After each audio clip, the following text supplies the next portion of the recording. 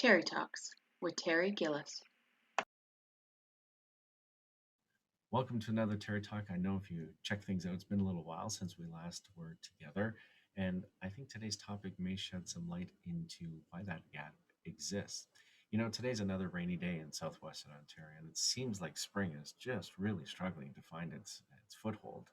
Some days are nice, a lot of days are cold and miserable, damp and dank, and just not very nice. Our COVID numbers are up one day, down the next. Lockdowns on one day, not there the next day. Who knows? And it's been a long time. Who would have thought a year ago that it really would be a year or longer with this pandemic? And just last week, on one of the nicer days, I leveled a garden shed, and I was elated. What the heck is wrong with me? Well, in the spirit of Mental Health Week here in Canada, and in the spirit of the Canadian Mental Health Association's rallying call of name it, don't numb it, I found out. Adam Grant, yes, that guy, the guy who wrote the book, Think Again, The Power of Knowing What You Don't Know.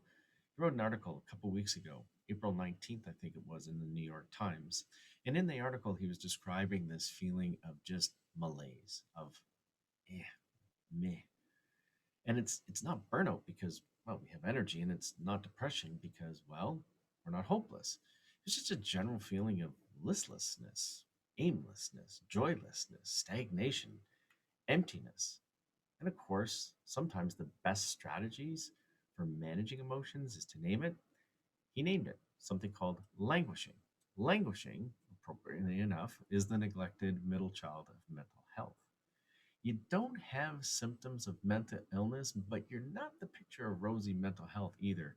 You're not functioning at full capacity. And some are suggesting this may be a bigger risk factor for mental illness.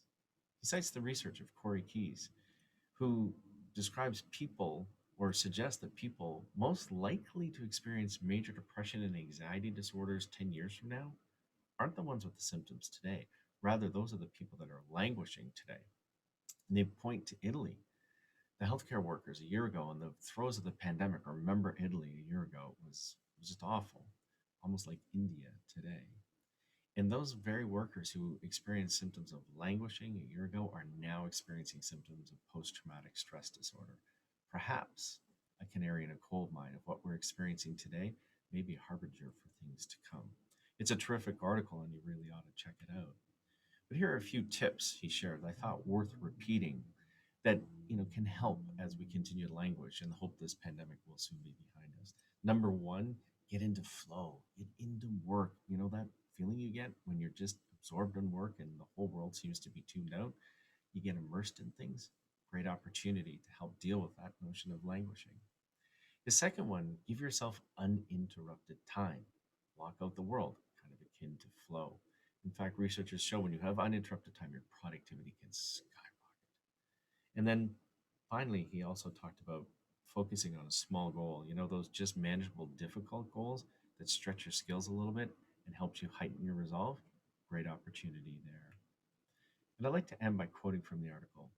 As we head into the post pandemic reality, it's time to rethink our understanding of mental health and well being. Not depressed doesn't mean you're not struggling. Not burned out doesn't mean you're fired up. By acknowledging that so many of us are languishing, we can start giving voice to quiet despair and lighting a path out of the